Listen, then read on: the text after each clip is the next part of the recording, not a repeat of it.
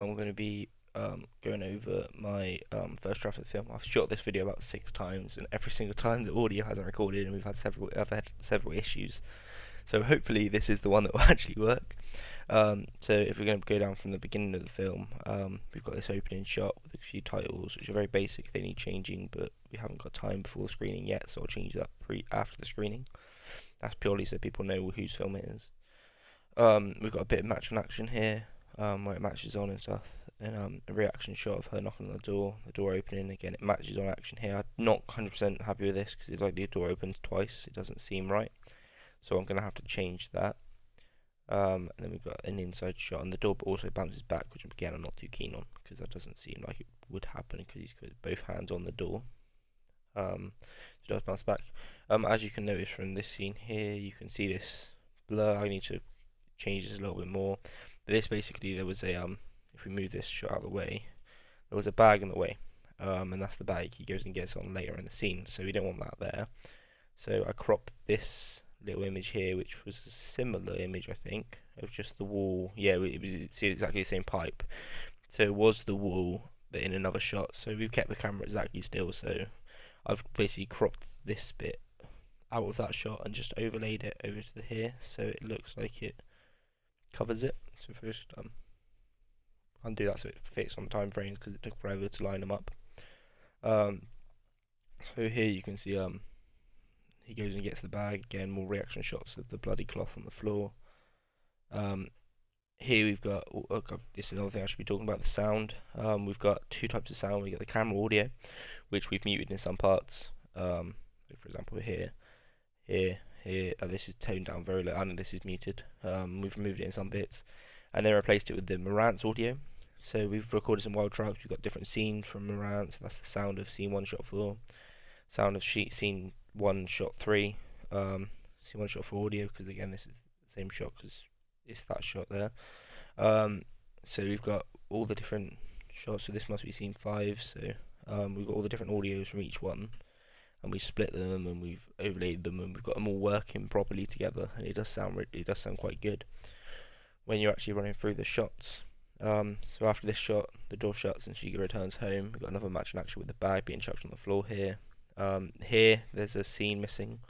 I need to re-add it in before obviously we finish the first draft, but I'll probably do a post of a photo of me adding them scenes in just to show a bit of proof of me doing that. So this scene needs adding back in, which is basically her going upstairs and going on the laptop. But again, I think we will be after the screening, once we've got feedback, I think I will shuffle the scenes around a little bit more, because in my eyes, from a writer's perspective, I don't think there's enough build up for her to engage in this investigation much, because all she's seen is a cloth that seems to be covered in blood. That's the only thing that she's seen. So again, I think it needs to build up more. So here's the shop scene. So what she's done is we've got a wild track of B&M on scene because it was very windy, so we managed to use a dead cat muffler to muffle the sound. So here's the B&M scene. So we've got an establishing shot of where it is. I think this needs stabilization. I'm not sure if I've already included it, but I can check later. I can put stabilization on right now. So I've included stabilization now, so it should analyze itself and then sort itself out. If not, this shot's very easy to re-get because it's literally just around the corner from college. I drive, so we can hopefully get around there. So this is over shoulder shot following the man, and then quite a wide angle shot. Again, matches on to him dropping the bag. There's one thing I noticed is he's carrying the bag in his hands here on this little shot here, and then he's carrying it by his side. But again, if anyone notices that in the screening, then I'll change it for the second draft. If need be, we've got a half time coming up, so if they don't notice it, I still want to change it anyway because again, it's perfecting the film. So in the half time, we can probably film prior to the final draft being put through after the film, after the screening even. So we've got some sound, and then it finishes at the end. Scene cuts to black to show us another scene. We've got some tension music playing here as she follows the man. So she follows the man all the way through. We've got some more wild track from B&M because we matched on the soundtracks, and they are very, very similar. So we could just, this has still got audio here, but very muted. So we thought we'd put a little bit of the world track from B&M just to add some outside ambience noise. So we've got, yeah, this big tension piano piece, and then it breaks down a little bit. So as she goes back into her house, she walks upstairs, goes onto her laptop.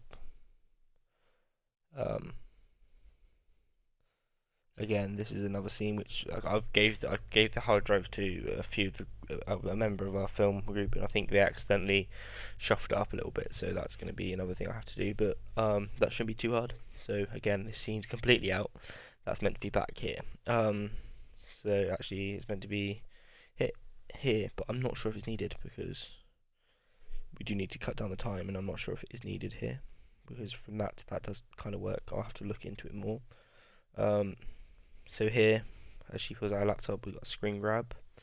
So these screen grabs here are of a news site. As she keeps scrolling, she finally sees about the girl that's been murdered. There. So again, that needs replacement. So then she's shocked. She then goes over to her bed and starts the prep for the investigation. Here we've used several techniques. Quick cutting has been used. We've got a flick between a different shot and a different scene. So we've got this, her creating all the stuff, and then here we've got the man who keeps cutting in, who's wrapping duct tape around an item. This is actually a pole, but some may think it. We did think it does look a little bit like a gun on certain scenes, like maybe a shotgun. Depends on the feedback on what people think it is. So as he's duct taping that, he cuts between him sorting out his stuff and her sorting out her investigation. So I like that quite a lot. Here you can notice a bit of color correction issues. If you see where the mouse is now, you can see that it was really bad. But then we worked on it a little bit, but it does seem a bit washed out compared to previous scenes. If you just look at the red and the pink of the skin, it doesn't seem the best. So, I will have to work on that. So as you can see from here, it's very quick cuts, and I like that because it's kind of him finishing up, wrapping up that pole, and then her finishing her investigation. Again, color correction issues here. Compare it to what would be that to now this. I think it was recorded at different times of day, which wasn't the best thing to do. So the next thing would be the texts. So these are the texts. I've done another video on how we made these, and basically I went and got a program and used that to make them, and it did take me quite a while, but it's quite a new skill to learn, and I like learning it. So we've got them all. They all disappear at the same time, and they all go along and build up like it would on a phone. Obviously I ran out of room here, so I've just checked the other text there. And then the one thing I'm concerned about is if people's got long enough to read these when it's scrolling through in the actual speed of the film. So that'll be something I need to learn, and I'll get feedback on that. If any of the feedback says like the text was too short or stuff like that, I know what to do. I have got a little bit of room here from there to probably from there onwards, but again I could probably take out a text if need be. Right, so after this scene goes, she falls asleep, and it goes to the next day, and this shows her getting up. She's obviously late for something by the looks of her phone, because she looks it in, gets very quick. Then she goes out, and then again, this is where the scene should be shuffled. Like, she should get up. She should come back from the shop, sit down, and then the doorbell goes, which I think we've included there. Yeah, doorbell sound. And then she goes down to answer the door to Rachel. No, to Lily. Sorry, is it? Yeah, Lily. Sorry, I'm calling her by her actor's name. So Lily. She goes and answers the door to Lily. And she comes up the stairs. Again, a bit of color correction is needed here. And then she introduces Lily to the investigation. There's a bit of an argument / conversation, which we used a two-shot on different flicks between the two characters. And then after this, she storms off and goes and investigates on her own. She did say she would phone Lily, but then when she pulls out her phone, I've added this little call failed, so it shows that she wasn't able to make the call. After that, it cuts to black, and she's in the garden. Here, I've included a little. So as it's building up, she's spying on the man. There's like a point of view shot of the man there, and she spotted that the man's looking at her, so she tries to run away, and the man jumps in the scene very quickly and prominently, so we thought this would be the perfect time to add a scary stab jump scare. Again, I think this works very well, but again, we'll get feedback on the night of the screening and see how the audience react.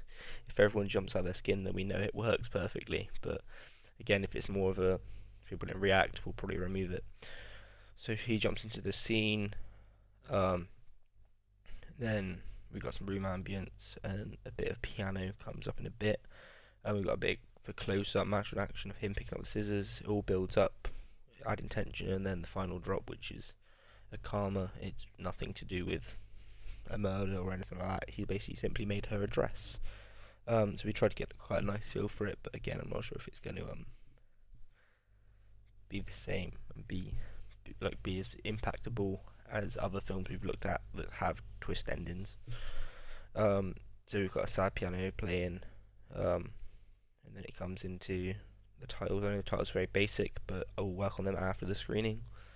But yeah, the titles we basically added in there just so people know our film, just so people know that this is our film and who created it and who did what. So that's basically it, and the piano carries on throughout the titles. So thank you for watching, and I'll see you in the next video.